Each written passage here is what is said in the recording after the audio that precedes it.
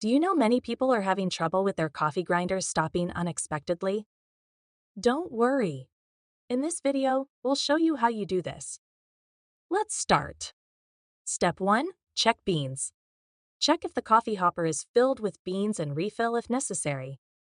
Step 2. Clear blockage. Clear and clean the grinder chamber and chute from any blockages. Step 3. Remove moisture.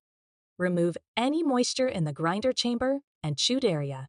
Step 4. Engage interlock. Ensure the bean hopper safety interlock is correctly engaged. Step 5. Cool down. Turn off the machine and let it cool for 30-60 minutes if overheated. Now you should be able to get your Breville BES860 grinder back to work smoothly. Still need help? Visit our website for the complete manual. There you will also find questions and answers from other Breville users. Did you find this video helpful?